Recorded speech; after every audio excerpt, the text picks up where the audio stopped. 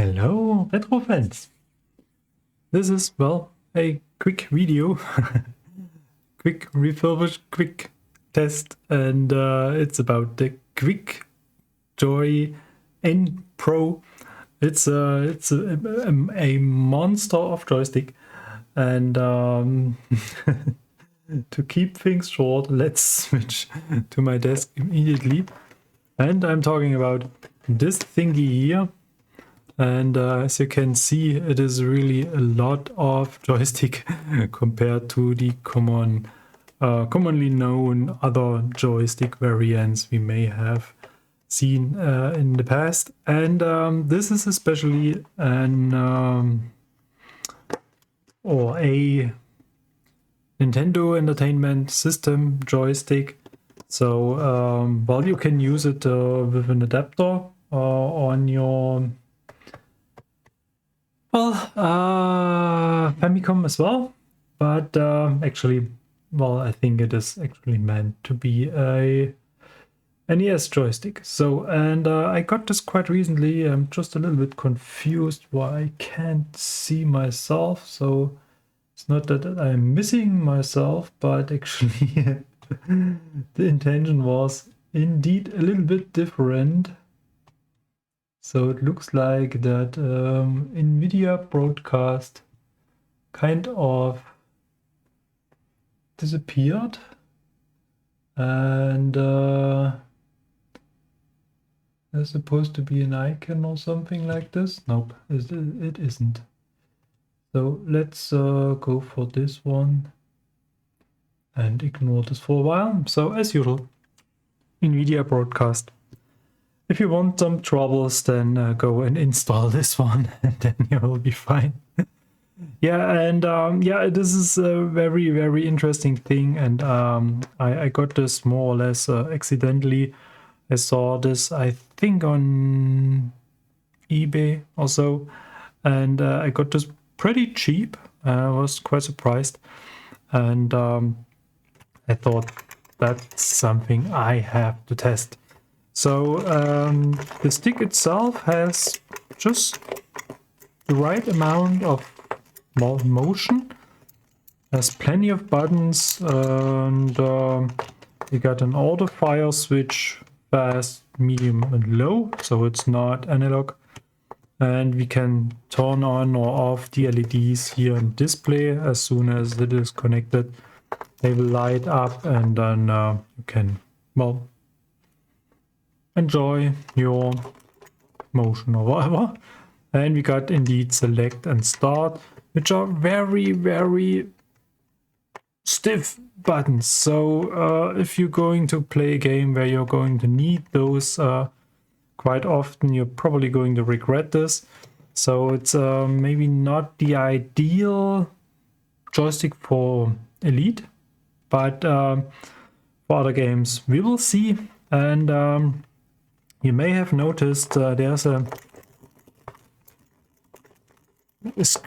very squeaky noise, and if I move the stick, I can feel that those two pieces have indeed some tolerances. I don't know. And that's actually the same for that whole case here. So before I put this into some stressy situations, I thought, let's take it apart and have a look inside. Maybe we can de-squeeze this a little bit. Or, well, I don't know how we're going to call that noise.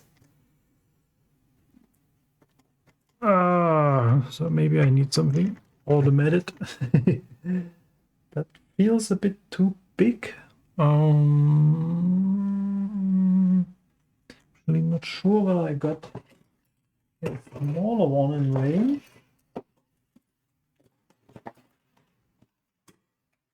Or they are just going to be bigger.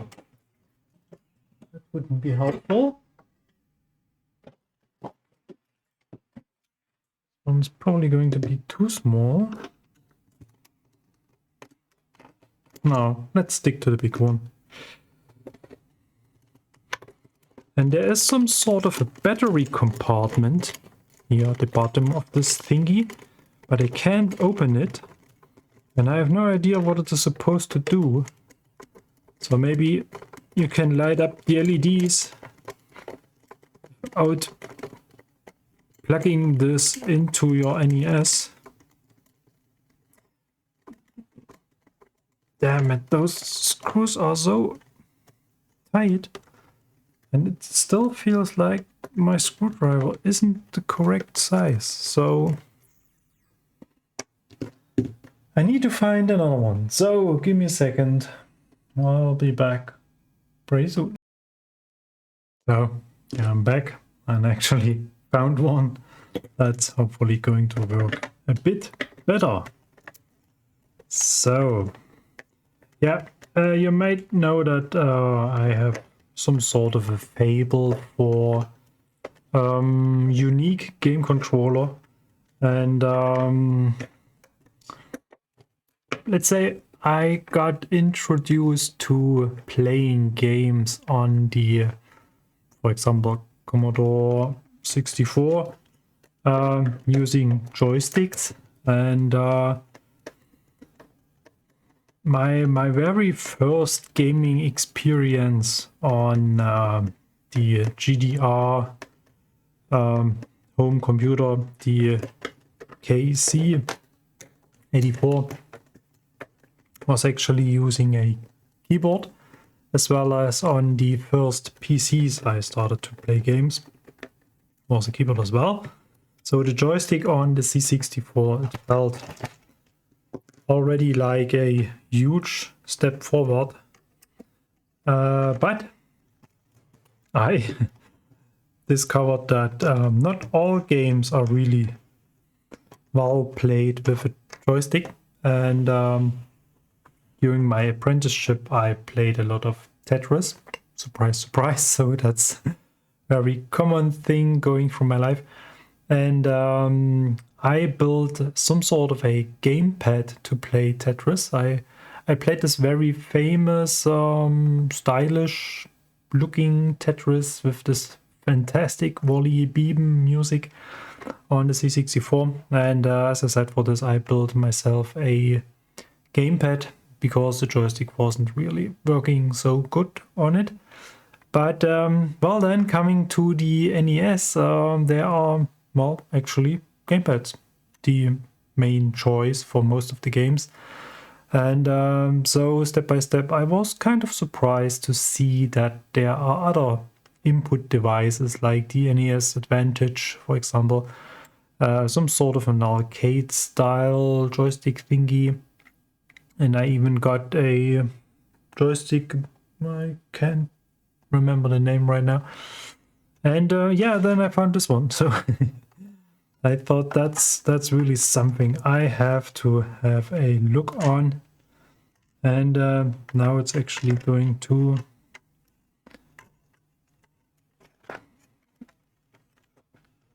hopefully sort of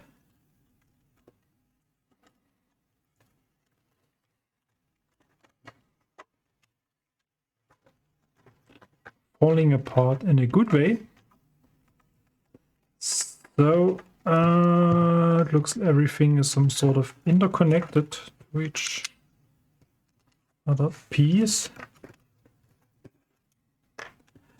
Really feels like those screws were some sort of glued in. So that could be a sign of good quality, or it was just something someone thought it's going to be good. So why isn't it...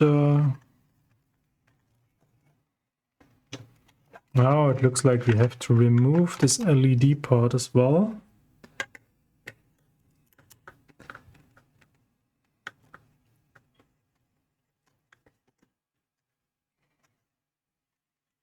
The same screws? No. Let's take them to the side.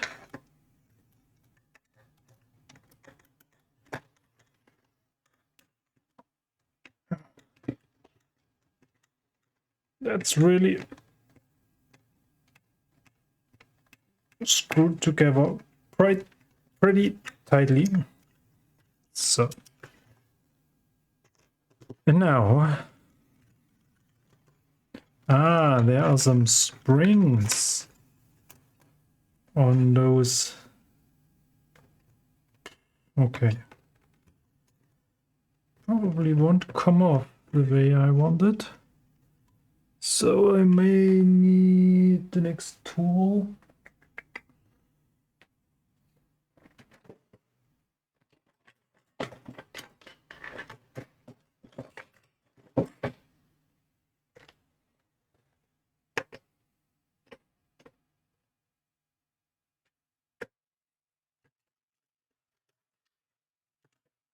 That's the reason why those buttons are so stiff.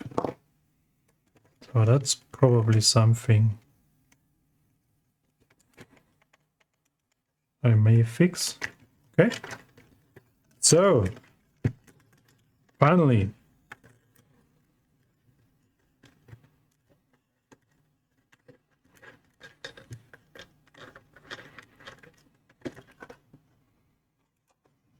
Just want this to come off as well.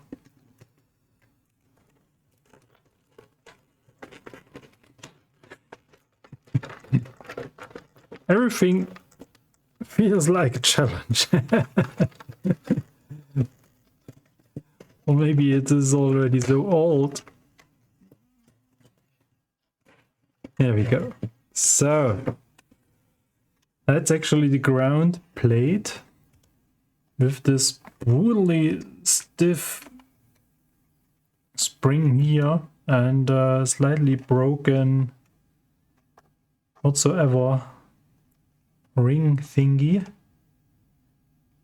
So not sure, or was it supposed to be like this? Actually hard to say.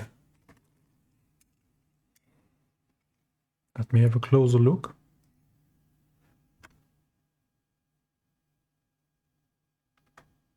No, it's probably intended. Isn't really looking like it's broken, so really hard to say, but for me the inside looks a bit like it has been apart all the time. Okay, so then it is really brutally stiff. So maybe that's some sort of a hidden hand trainer or something like this. And here we can see the battery compartment is actually some sort of heat welded. So it's not supposed to be open. So it has actually no functionality. Okay. So let's continue. Let's take apart the stick itself.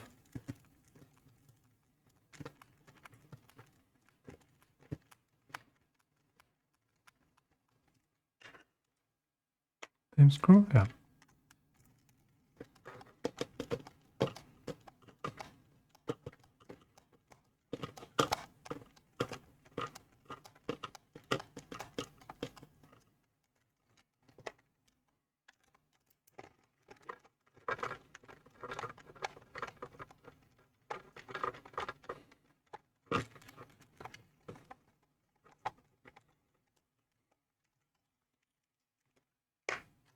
So, buttons, more springs.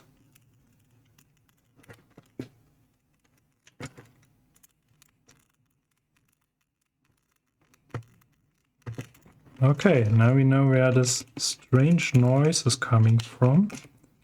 It's actually connection to this middle stick here. So interestingly, buttons are falling apart as well. And yeah, I think that's actually good enough. And the interesting thing is that they do not use ready assembled micro switches. They use this spring triggers.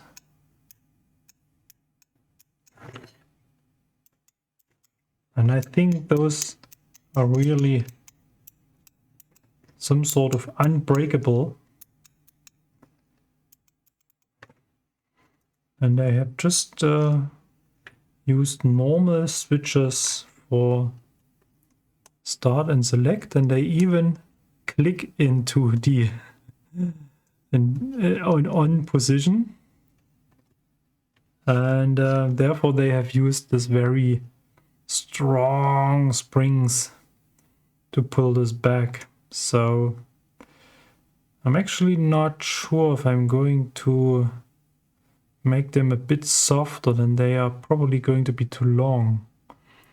So may not pull back the switch far enough to reach the off state. So I think we have to sort of live with it.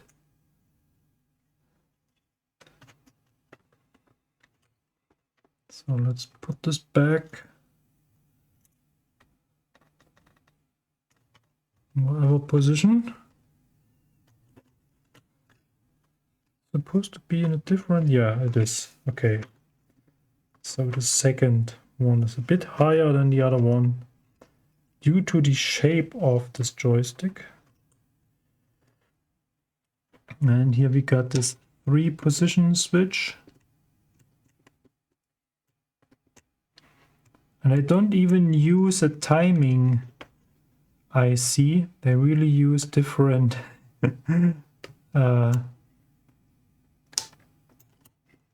rectifiers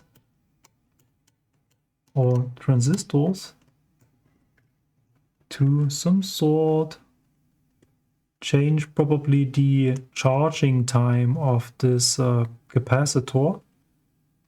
That's interesting. And that's the LED switch. So yeah, some of those resistors are looking a bit wild. Like they throw it into this and didn't pay that much attention whether this is going to be nice or not. And there are some strange remains of some sort of glue-like material, or I think that's actually just something left over from production. So yeah, the inside is not as high quality as you may have expected this to be, but it is okay, it is working. Some dust inside, but beside this it looks quite okayish. And here's another rubber thing to kind of add some dampening to the joystick movements. Yeah, we got some dust too, but not too much, so that looks quite nice. And here we see some wear off, so there's actually the part that probably rubs somewhere. Just need to get that rubber piece back. So I think if you just add some silicone grease and tighten all those screws, I think the noise may come down to a, let's say, acceptable level. And beside this, I think there's no need to do that much.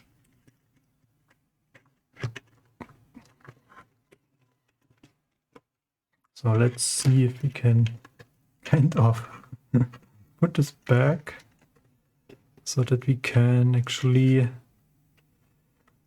assemble the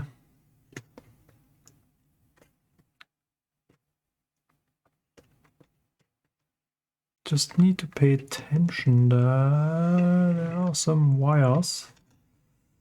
And we have to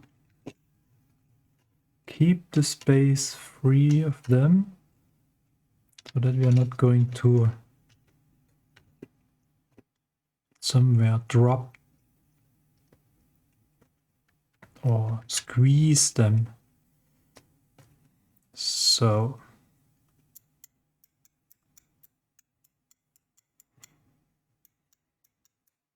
really sounds like micro switches, but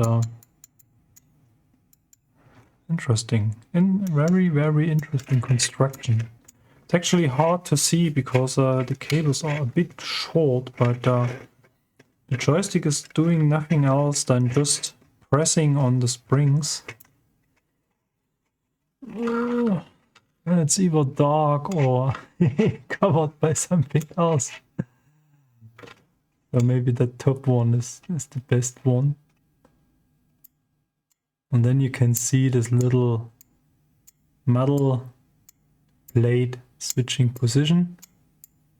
And that's the whole magic. Yeah. So this is actually turned the wrong way. So we have to turn it probably 90 degrees or something like this. Maybe the other way around. May have remembered that one. I think that looks fine. And then we can add back this one. Just to hold it in place for a second. Well, things are falling off.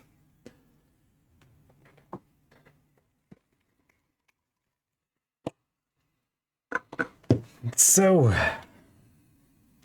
then let's see if this is actually going to work. Just recognize I have changed my camera position, so I'm kind of deep into my desk.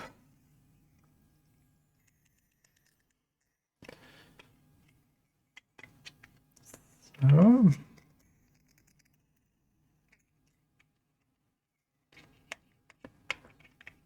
should actually do the trick. Don't need too much. It's actually not really required. So don't think we're going to need to do something here.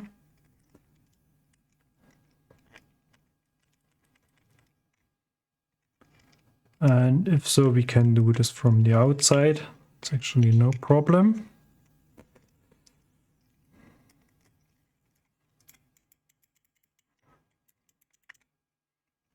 So that's probably some sort of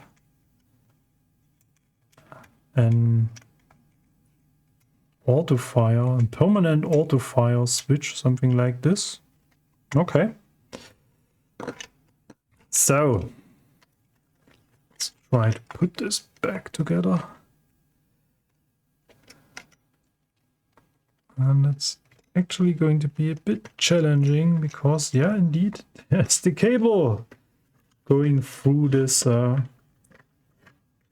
shaft, and that's exactly what we need to avoid.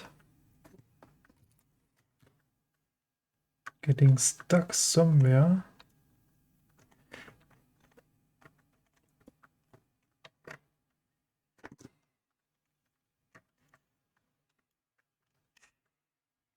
So,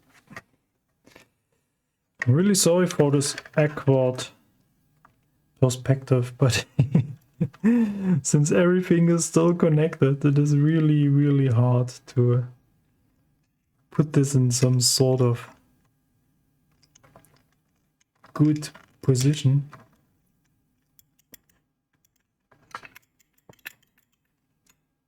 So, and well, grip inside looks very good. So usually if this controller has been used a lot, then you see some sort of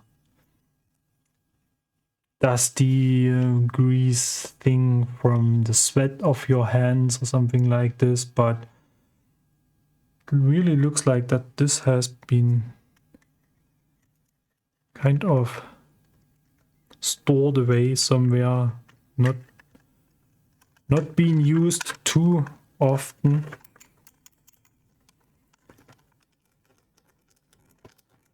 So there's still a lot of noise.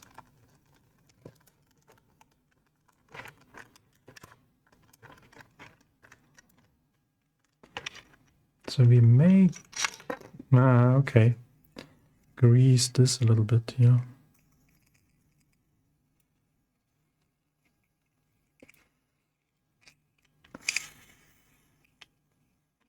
That's where the two parts come together.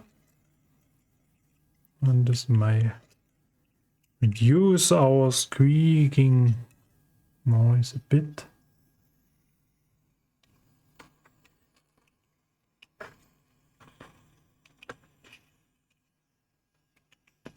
So.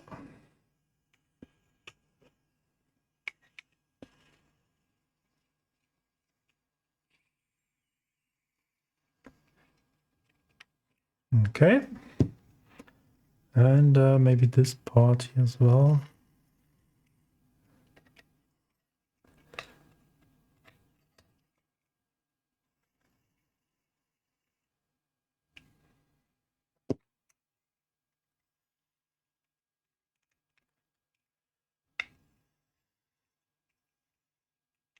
So, okay.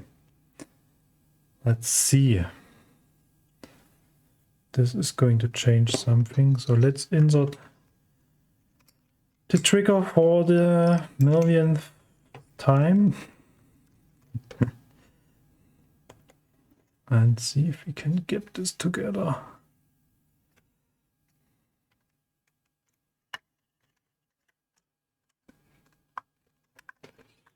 So something looks like it's not in the right position.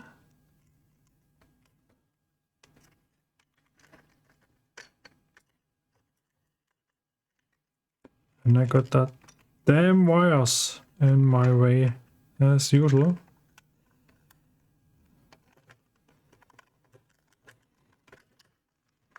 Something isn't fitting on the top part. So this switch should be coming through this opening here.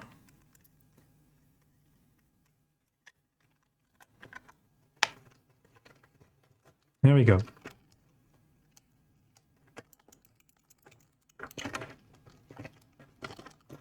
And it's actually a bit quieter already. So let's get at least one screw insert to keep all that stuff in place.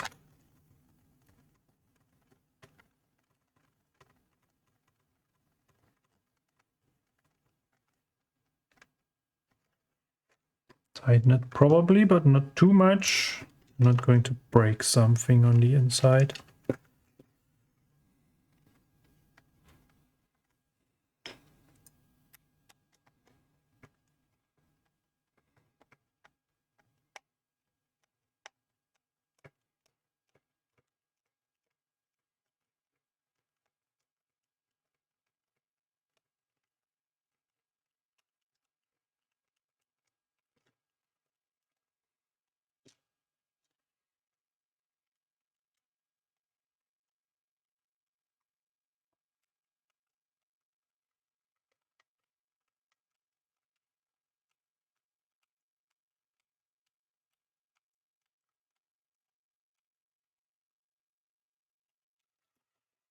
So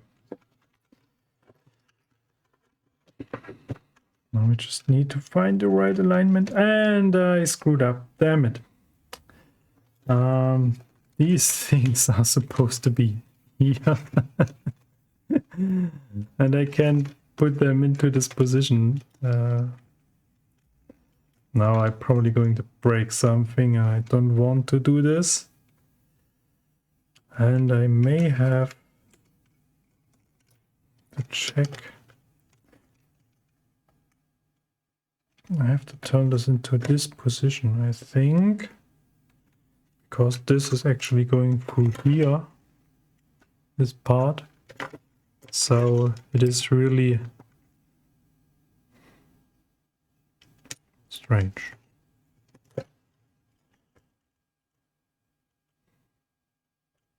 I have to turn this, yeah, about 180 degree. Okay, something I've learned. Let's do it again. At least it's getting a bit easier now, since we have removed the screws one time already.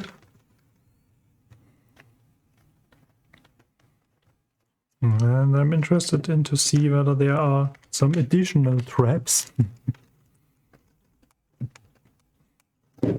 Oops.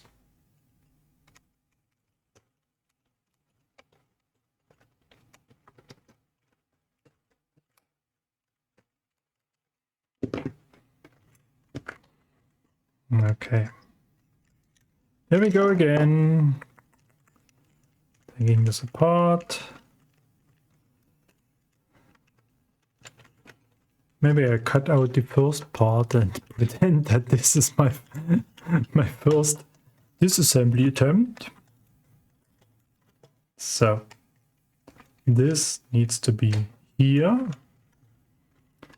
And then this needs to go here. And that's the point where I need 3 hands or so.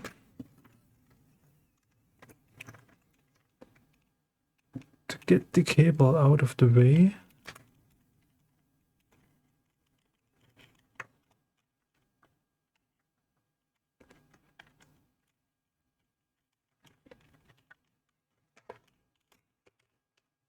So, still in the right position? Yeah, I think so. And then the switch, the trigger.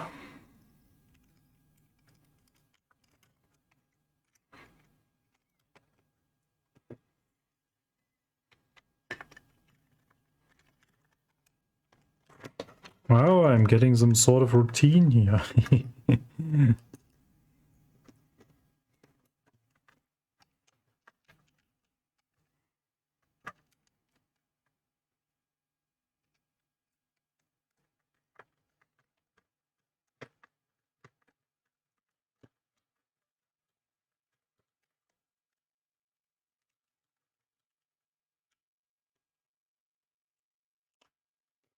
No. Not enough magnetic force.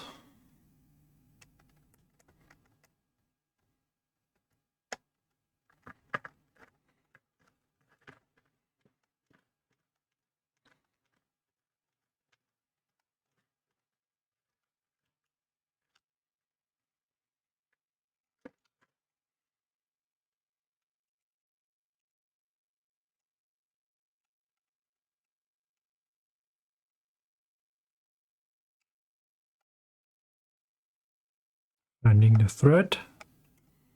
And then it goes in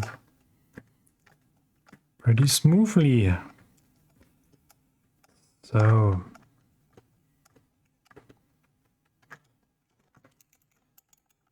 buttons and switch still working, that's fine. Then let's go on with the other parts. And we need to, oops, please stay with me. I have to do this in some sort of one combined motion. So, could it be in this way or this way?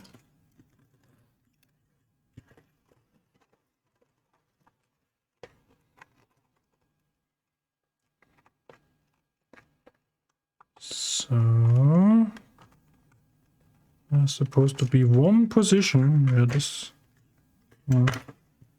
may fit.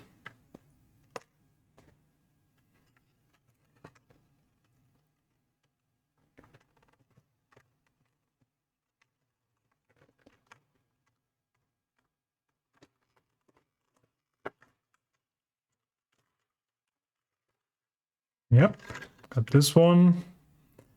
Now the LED part. Looks like it has been some sort of glued in back then. And it needs to be like this, I guess.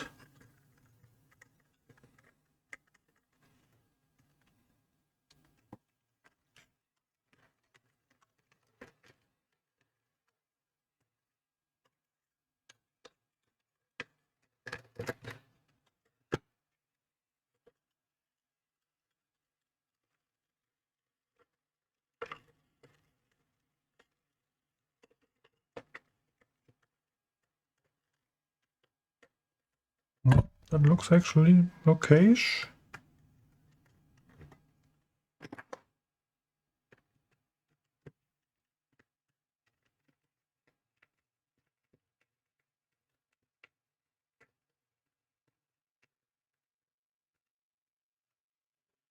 And the second one.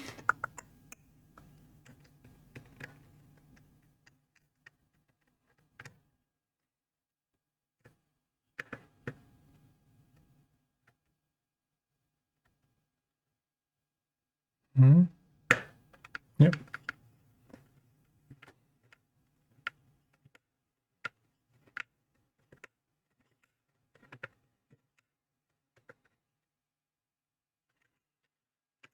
Okay. Now this little flimsy buttons. This challenging finger strength training springs.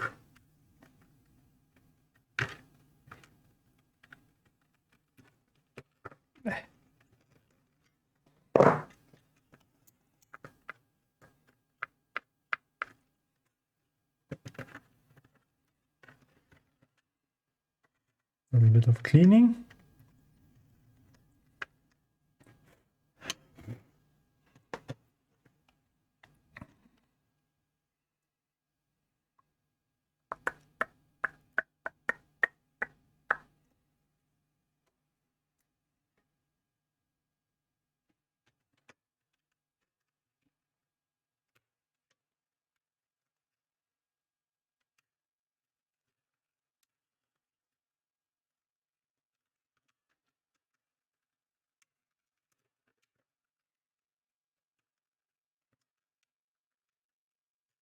So I think that's fine.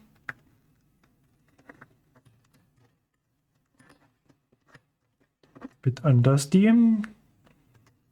And then finally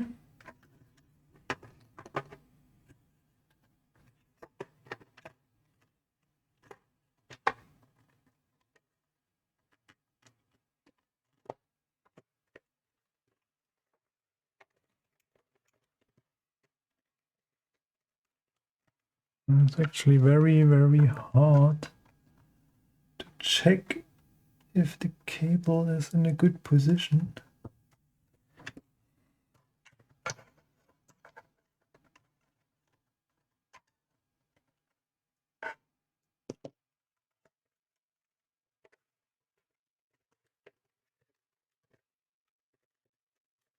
But something is wrong again. Yeah, so I have some sort of an inverted flight stick now. Well. But I think we can keep it in this and just flip this around. For the third time now. So that's actually some sort of hilarious.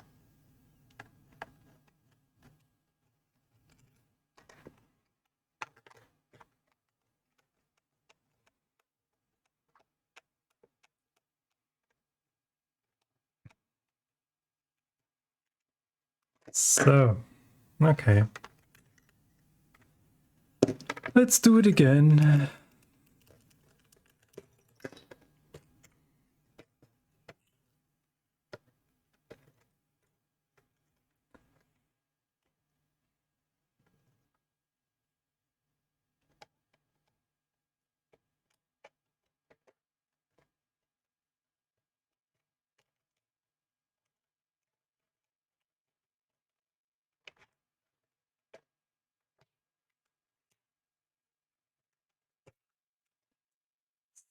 I'm really interested in to see what kind of surprise we are now going to find at the end of the assembly.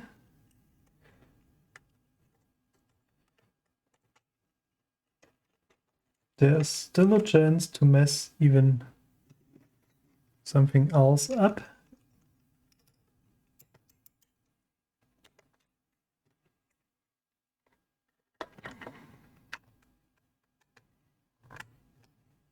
So,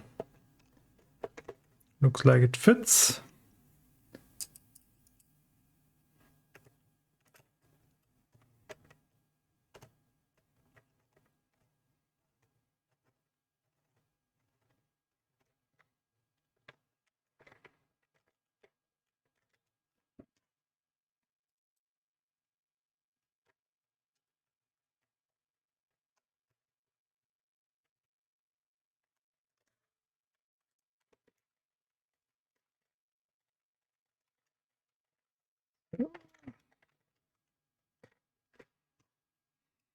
And the third one, just because we like it this way.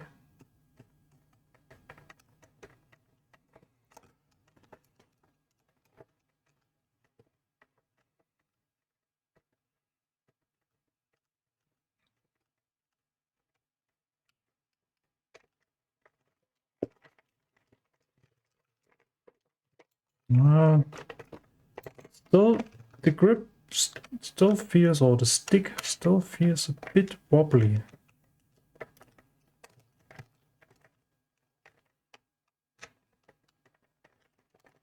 A bit afraid of over tightening the screws. It's probably going to break something.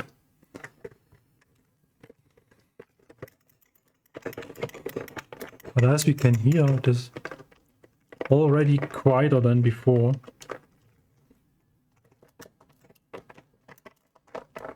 The rubber is still making some noise.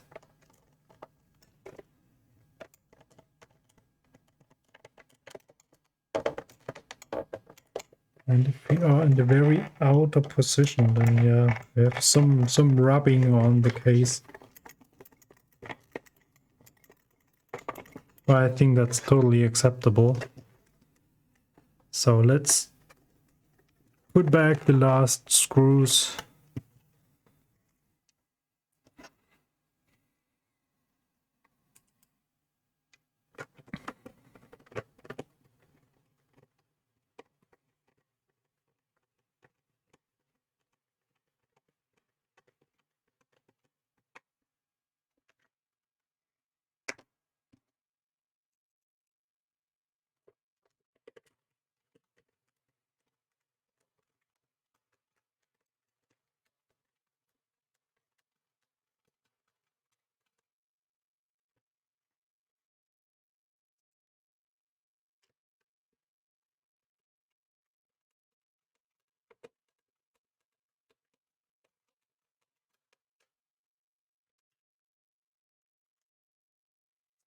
Yeah, so this was a little bit longer than expected.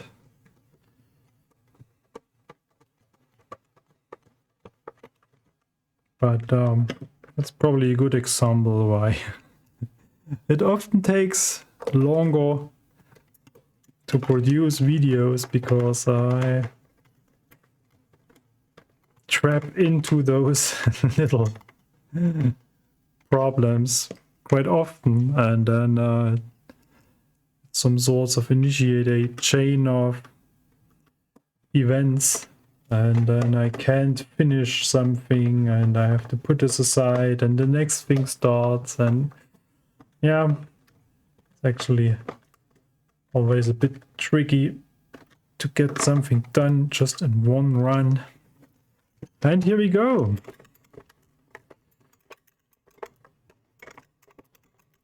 I'm very pleased with the result. There's still some squeaking and there's still some movement in the case, so probably the plastic itself is actually too soft. So compared with the original Nintendo, the Nintendo Advance, has a very strong plastic.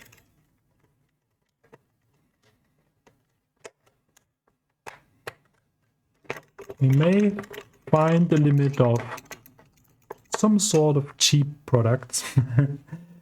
Anyway, so let's give it a test. So I move over to my NES, so give me a second to set this up.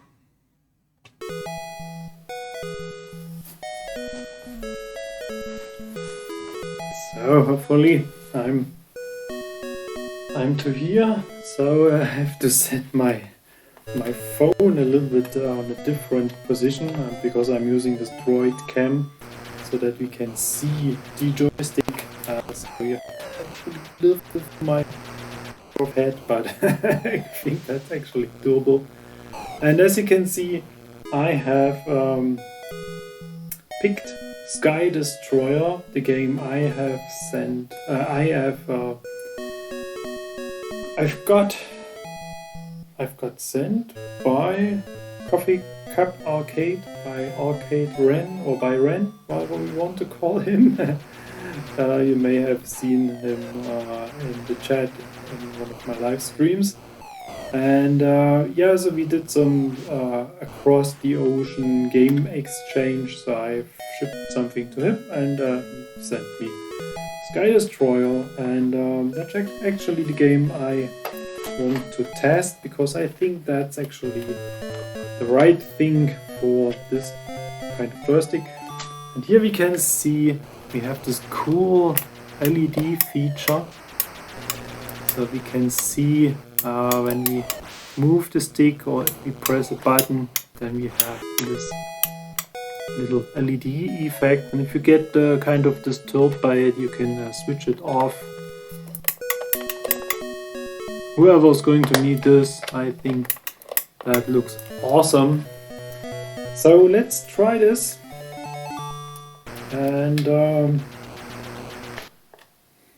we can have 1-player, 2-player game. So select button is working, start button is working. And the real thing about this game is that, in my opinion, the stick works in a different direction. So I'm actually not sure if I have to hold the stick away from me to get down and oh, I hit the pause button. Actually not sure what the pause button is at all.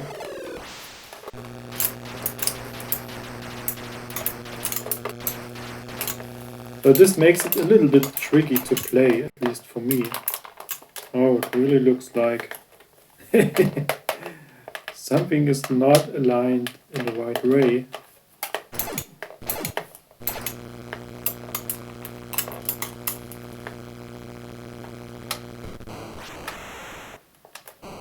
I'm actually not sure what the pause function is supposed to be. That's the torpedo, that's fire.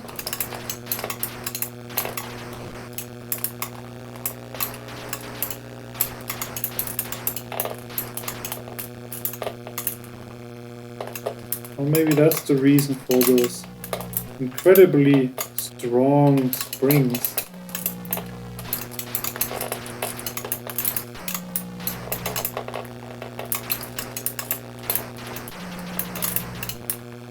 Because due to this deforming of that whole joystick, I accidentally moved the pause or the start switch.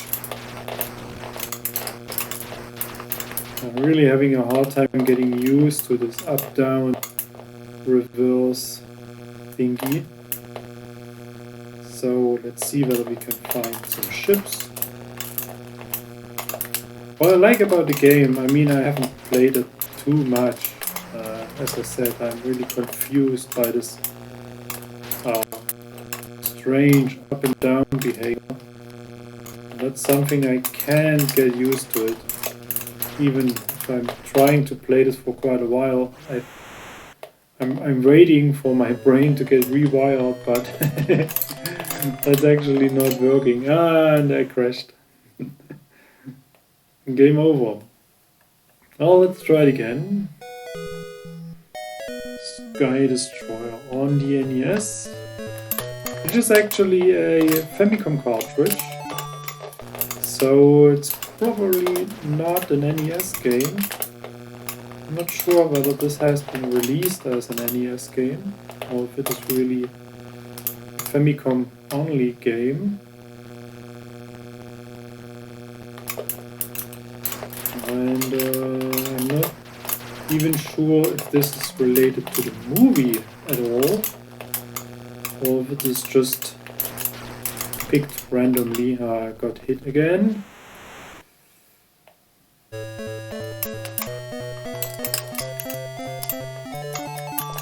But yeah, I was going to say, what I like about the game is the sort of changing scenery. So it looks like we are moving through different times of the day. So now we got a bright blue sky, and then we get some sort of sunset. And then probably going to see even more if I manage to stay alive. And sometimes there are some ships as well, but quite often they get me faster than I can find them. So let's see, turn a bit. Now we can see it change. Overall. Oops, something is shooting at us. And every now and then there's some kind of a big plane in this upper range of the sky.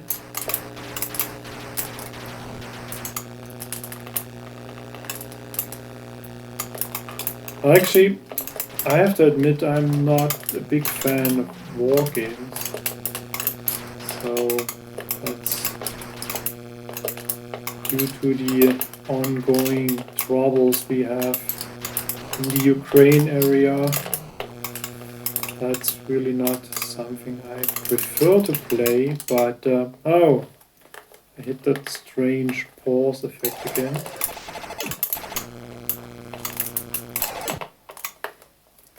Now it looks like everything is screwed up.